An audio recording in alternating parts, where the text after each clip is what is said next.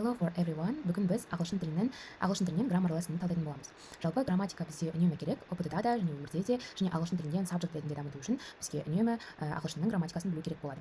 Соның ішіндегі басты грамматиканың бірі бұл артикл болып табылады. Бұл басты дегенде база болып табылады, яғни ең бірінші сөздер, әріптер, тағы басқаларды өткен кезде бастысы осы артикл болып табылады. Себебі артикл бұл ең бірінші болып сөзді айтқан кезде белгілі бір сөздің алдында қолданылатын болып табылады. Ол үнемі қолданып тұрады, бірақ та ода кейбір жағдайлар болады, артиклді қолданбайтын жағдайлар. Оны біз zero артиклдар дейміз. Жалпы артиклдің өзіндік үш түрі болады деп айтамыз.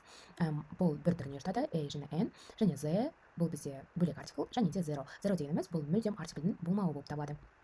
Жалпы бізде ең бірінші артикл бұл ең жиі және ең көп қолданылатын және үнемі қолданылатын десек болады. Бұл indefinite артикл болып табылады, яғни бұл дегеніміз жай ғана белгісіз бір заттың түсініксіз және любой затқа былай қолдана берсек болады. Мысалы a, n ол өзінің қолдану түрлері бар. Неге a, n десеңіздер, a бұл барлық жағдайда қолдана береді. Ал n жағдайы бізде бұл тек қана дауысты дыбыстармен қолданады. Және дауысты дыбыс емес, дауысты дыбыс ретінде оқылатын сөздерде. Оларда ерекше жағдайлар болады. Мысалы honest немесе тағы басқа honey деген сөздерде кейбір кездерде кейбір сөздер а болып оқылған жағдайда әрдайым бізде n қолданылады. Яғни оқылуы а болса, біз оның алдына n деген артикл қоямыз. Ал егер бізде белгісіз бір зат болған жағдайда a деген жай ғана артикл қоятын боламыз. Жалпы осының қолданыстарын талдай кетсек, бұның қолданыстары негізі жай ғана native speaker болуға немесе ағылшында қолдануға қатты маңызды емес. Ал егер де грамматика жайында изучать етіп, оны толықтай қараймын десе, бұны білу маңызды болып табады. Бұл мысалы first time we talk about something, яғни бірінші уақытта айтқанда әр нәрсе болуы мүмкін, яғни любой заттың алдында деген мағынаны білдіреді. Мысалы біз белгілі бір затты көреміз, бірақ та нақты оның не екенін білмейміз. Белгілі бір зат, мысалы қай деген белгісіз, жай ғана мен итті көрдім, бұл жерде I saw a dog немесе I see a dog болып табылады. Яғни бұл жерде д әрбі болғандықтан біз көріп тұрғандықтай, бұл жерде a қолданылады. Себебі д бізде дауыссыз дыбыс болып табылады. Ал дауысты дыбыс шыққан жағдайда біз әрдайым мысалы n қолданамыз. Бұл дегеніміз an apple мысалы. An apple жағдайында біз n деген indefinite не қолданамыз, артикл.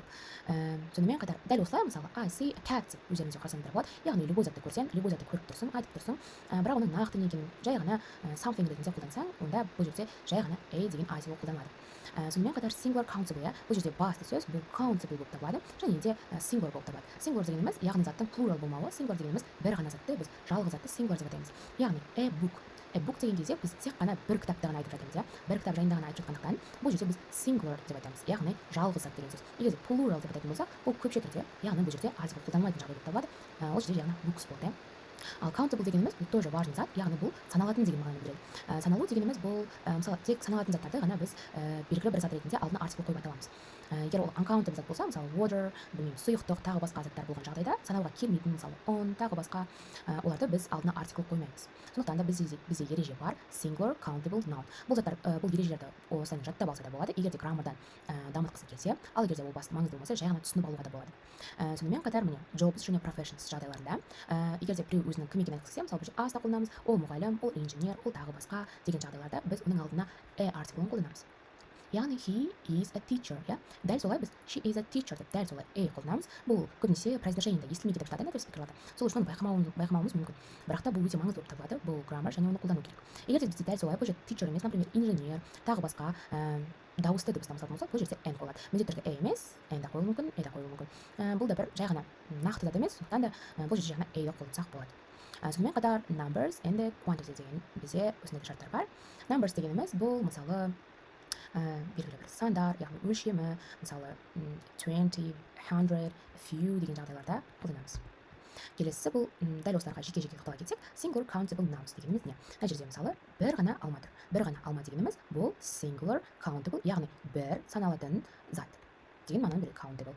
Және де ол noun болады. Біз жалпы артиклды nounның алдында қолдану үшін қолданамыз. Саналатын зат есім. Дәл жаңа айтқандай an apple, және де бізде plural nounдар бар. Олар дегеніміз apples, оларға s жалғауы қолданады, яғни ол бізде лар-лер деген жалғаулардың алмастырушы болып табылады. Мысалы алмалар және apples. Бұл жерде s жалғану арқылы оның көп екенін көрсетіп тұр. Сол себепті оның алдында біз артикл қолданбаймыз. Яғни осылай айту бұл қате. Apples деп біз ешқашан айтпаймыз. I have apples board. Егер де менде бір алма ғана болса, мен I have an apple деп айтамын. Дәл сондай book, мысалы books деген бұл қате кеткен, яғни бұл жерде қате. Бұл жерде біз a дегенді қолданбаймыз, жай ғана I have books деген секілді қолданатын боламыз сөйлеу кезінде. Дәл солай осындай грамматикалық тесттер келуі мүмкін сіздерде, көптеген граммар тесттерде және тағы басқаларында. Мысалы a cat, cats деген бұл бізде жалған болып табылады. Сіздерде сұрақ қалай келуі мүмкін? Сіздерде сұрақ қайсы дұрыс, correct вариант немесе тағы басқа сәйкестендіру келуі мүмкін. Сол кездерде сіздер осыны еске алып, осыны қарауларыңыз керек. Дәл осындай өздеріңіз де практика жасап, тағы да бір 10 шақты сөзді қайталасаңыздар, менің ойымша сөздің мағынасын түсінесіздер. Professions жағдай, яғни бұл мамандықтар. Әртүрлі мамандықтар бар, соған сәйкес олардың да произношениесі әртүрлі. Мысалы, he is a doctor. Бұл жерде біз a деген артиклді қолданып тұрмыз, көріп тұрсақ. Дәл солай біз he is doctor деп айтпаймыз, себебі бұның алдында артикл болу керек. He is doctor деген бұл қателік болып табылады. Немесе he is as a doctor деген секілді қолдансақ болады, және she is an engineer деген. Бұл жерде көріп тұрғанымыздай and деп артикл өзгеріп кетті. Неге? Себебі инженер дегеніміз и деген дауысты дыбыстан басталады. Сол үшін де біз ол кезде and деген артиклді қолданамыз. She is engineer деп айтпаймыз. Дәл солай my uncle is a driver. Бұл жерде дауыссыз дыбыс болғандықтан деген артикл қолданылып тұр. Және nationals және religions жағдайларында да біз артиклдарды қолданамыз. Мысалы, she is an Italian, яғни біреудің ұлты, діні жайында айтқанда he's American болады. Бұл жерде American жағдай, ал қазақ, ол қазақ деп айту үшін біз he is a Kazakh деп айтамыз, яғни артикл қоюды ұмытпаймыз, себебі бұл грамматикалық тұста дұрыс болып табылады. She is an Italian, және my friend is a Russian деп айтады. Менің досым россиялық немесе ресейлік деп айтсақ болады. Бұл жерде біз деген артиклді қолданамыз. Яғни осы жағдайларда біз артиклдарды қолданатын боламыз. Және қате жағдайлар she is Italian деп көп адамдар қате айтуы мүмкін, бірақ та бұл грамматикалық тұста дұрыс емес. Және де келесі артикл бұл бізде the болып табылады. The деген бұл бізде definite. Definite деп біз маңызды, нақты затты definite деп атаймыз. Ағылшын тілінің аудармасы осылай болып табылады. Сондықтан да біз the-ні әрдайым жаттап аламыз. Қалай? Бұл маңызды, яғни маңызды затты біз the арқылы айтамыз. Немесе нақты затты біз the арқылы айтамыз. Егер де нақты бір затқа айтып тұрсақ, мысалы close the door, бұл жерде біз close door деп жалпылама айтпаймыз да, белгілі бір есікті жап. Қай есік екені белгісіз. Олай болса, ол қате болады. Және ол жерде қойылады. Ондай выражение жоқ та. Сондықтан да біз close the door дейміз, себебі нақты бір есікті нұсқап тұрамыз. Осы есікті жап, осы бөлменің есігін жап деген мағынада біз нақты есікке айтып тұрғандықтан бұл жерде the қолданады. Дәл солай біз close the open деп айтсақ болады. Close the windows, open the windows деген выражениелерді қолдансақ болады. Яғни бұл нақты бір затқа сілтеу болып табылады. Осы затты жап, осы затты істе. Және де біз жаңа айттық, a book деп айтамыз едік. A book деген яғни бұл белгілі бір кітап деген мағына болған еді. Ал енді біз the book деп айтатын болсақ, онда ол нақты қай кітапты айтып тұрғаны белгілі болып тұр. Нақты бір кітапты айтып тұрмын деп тұр. Бір нақты кітап бар, автор бар, аты бар деген секілді жалпылама кітаптар жайында емес, бір кітап жайында. Сондықтан да бұл жерде біз the book on the desk is mine. Анау жерде тұрған кітап, ол менікі дейді. Яғни бір жерде тұрған белгілі бір нақты бар кітапты менікі екенін айтып жатыр. Яғни ол оның нақты зат екенін, бар зат екенін, маңызды зат екенін көрсетеді. Және де бұл бізде тағы да қолданысының бірі unique objects. Бұл жағдайда біз the sun is. Яғни бұл тек қана бір зат. Әлемде бар тек бір күн, әлемде бар тек бір ғана жер. Например, бізде екінші күн, екінші көптеген жер, көптеген күн, көптеген ай жоқ, тек қана ол әлемде бір зат. Әлемде бір зат болған кезде біз оны the деп айтамыз. Себебі ол нақты бір зат қана, және сілтеу тек бір зат ғана болады. Сол себепті the sun is shining, яғни күн жарқырап тұр деп тұр. Бұл жерде the sun деп қолданады, себебі ол нақты бір, әлемде біреу ғана зат. The moon looks beautiful tonight, яғни ай бүгін әдемі болып тұр. Яғни бүгін түнде әдемі болып тұр дейді. We live on the earth.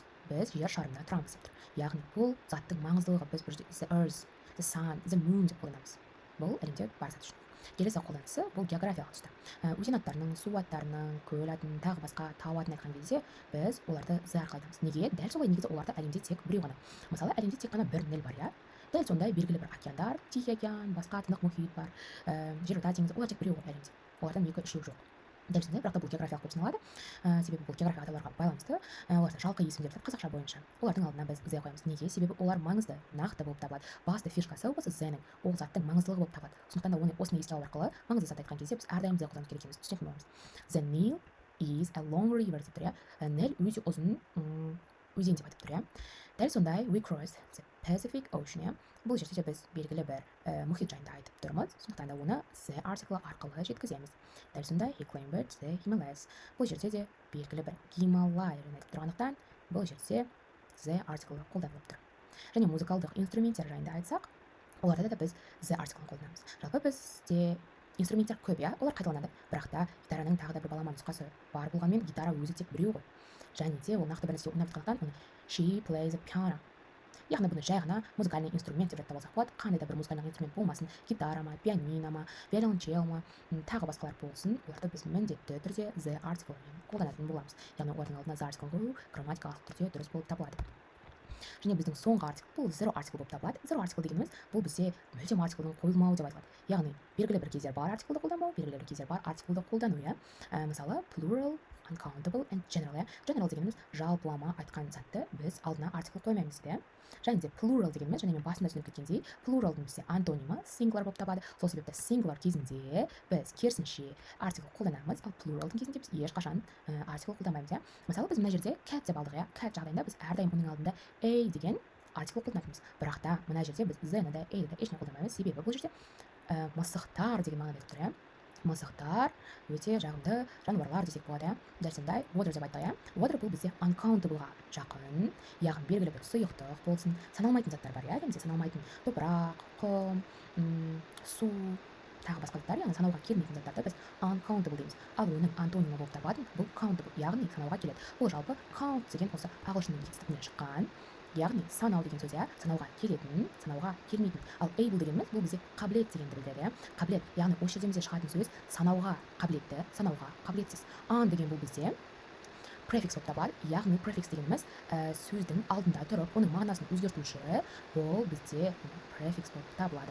Сонда бізде сөз countable дегеніміз санауға қабілетті, ал uncountable дегеніміз санауға қабілетсіз болып табылады, иә. Дәл сондай water бұл бізде санауға қабілетсіз зат, иә. Бұл санауға келмейтін зат. Сол себепті біз оның алдына c немесе a артиклдарын қоймайтын боламыз. Water is necessary for life. Өмір сүру үшін су маңызды дейді, иә. Ал бұл прямой перевод ретінде кішкене мағынасы өзгеріп кетеді. Сол себепті көп сөйлемдерді мен мағынасына жақын етіп аударып жатырмын. Ал егер оны толықтай аударатын болса, мысалы су маңызды өмірге болып дейді. Яғни бұл қазақшаның грамматикасына мүлдем келмейді. They live in France, иә. Бұл жерде олар Францияда тұрады, иә. Бұл бізде general situation болып табылады, иә. Жалпылама айтқан кезде олар өмір сүреді Францияда. In the, in a деп қолданбаймыз. Дәл сондай places, school, home жағдайларында біз тура сондай артиклді қолданбаймыз. Оны zero артикл деп атайды. Zero дегеніміз жалпы нөл деген сөз ғой, иә. Нөл дегеніміз бұл мүлдем жоқ деген сөз, иә. Нөл деген сөз. Мағынасы осы zero артикл, бірақ та граммар жағдайында тест түрінде үнемі zero артикл деп сұрайды да, ешқандай артикл жоқ деп айтпайды. Және тура осы белгімен ол келіп тұрады. Мысалы сіздерге варианттар ретінде осылай, осылай және осылай беріп қоюы мүмкін да, яғни артикл жоқ па, бар ма деп сұрап осылай қойып қояды. Сондықтан мен осылай нақты көрсетіп жатырмын. Zero артикл бар, zero артиклді қолдану бар және оның берілгені бар. He goes to school every day дейміз, иә.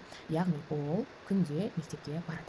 Бұл жерде біз to school, иә. To school деген бір выражениені фразаны көбінесе естіп жатқан шығармыз. I go to school деп жатамыз. Яғни бұл жерде ешқандай да белгілі бір жерге барған кезде керісінше біз көбінесе to-ды қолданамыз, иә. Себебі to бұл направление көрсетеді, иә. Дәл солай she is at home. Бұл жерде уже осындай басқа тақырыпқа ауысып кетуіміз керек болады. To басқа түсіндіру үшін немесе in дегендерді түсіндіру үшін бұл басқа тақырып. Сондықтан да біздің білуіміз керек артикл жағынан. Places, school, home, иә. Яғни бұл жерде басты сөз places. Яғни бұл орындар деген мағынаны береді. Белгілі бір аймақ, белгілі бір жер деген білдіреді. Мектепке бару, үйге бару, өзімнің бөлмеме баруды біз белгілі бір орынға бару дейміз. Сондықтан да ол жерде біз ешқандай да артикл қолданбаймыз. Кетіп практикаға келсек, біз осы практика арқылы өзіміздің білімімізді толықтай сіңіріп алсақ болады. Яғни мыналарды өзіміз жасап көрсек. Ең алдымен негізі өздеріңіз жасап көруге жинаққа сәйкес, содан кейін барып видеоны стопқа қойып, ары қарай видеолардың одан кейін жауаптарын көрсеңіздер болады. She is, бұл жерде бізде she is a doctor болады, иә. Бұл жерде бізде a деген артиклді қолданамыз. Яғни ол ана доктор. Негізі орысша аударған кезде ол тікелей, яғни прямой перевод болып табылады. Ал қазақша аударған кезде ол дәрігер деп айтамыз. Көп жағдайда ол прямой перевод қазақшаға жоқ болып табылғандықтан мағынасын сәйкес айтамыз. I saw, мына жерде orange деген nouns рөлін ойнап тұр. Себебі бізде сын есім жағдайында ешқандай артикл қолданылмайды. Orange дегеніміз бұл апельсины деген мағынада болып тұр. Бұл жерде біз o деген дауысты дыбыс болғандықтан бұл жерде біз n деген артиклді қолданамыз. Дәл солай the sun is in sky дедік, иә. Sky дегеніміз не болды? Sky дегеніміз бұл әлемде тек қана бір аспан бар, иә. Әлемде бір аспан бар. Біз оны айттық, тек қана бір зат болған жағдайда usage-ін айттық. Бұл sky болды, иә. Дәл солай бұл жерде бұл definite болып табылады, дұрыс, себебі бұл өте маңызды зат. Бұл жағдайда біз the артиклін қолданамыз. In the sky. Мына жерде көріп тұрғанымыздай the sun деп қолданып тұр, иә. Тағы да бір подсказка тек болады. The sun осы арқылы сіздер түсіне аласыздар. Келесі, онда бұл да sky дегенде санға келеді деген. He likes music деді, иә. Music дегеніміз бұл бізде қатты бір инструмент емес, бұл музыкальный инструментқа жатпайды, бұл жай ғана music, иә. Егер де ол нақты мен мына музыканы жақсы көремін деп музыканың атын айтса, немесе музыканың жанрын айтса, ол the қолдануына болар. Бірақ та ол барлық ол жай ғана жалпылама әндерді жақсы көріп сөйтті. Бұл жерде жай ғана he likes music деп айтамыз. They go to, бұл жерде мен көріп тұрғанымыздай all to деп қолдандық, toдан кейін біз ешне қолданбаймыз, яғни бұл жерде zero болып табылады, ответіне осылай тура қоямыз, яғни zero екенін көрсетеміз. Осымен сабақ аяқталды. Барлықтарыңызға түсінікті болды деп ойлаймын. Практика жасап, тағы да осы видеоны қарап, түсініп алғаннан кейін, меніңше барлығы жеңіл болып өтеді. Себебі бұл тест кезінде өте маңызды деп санаймын. Bye bye for everyone.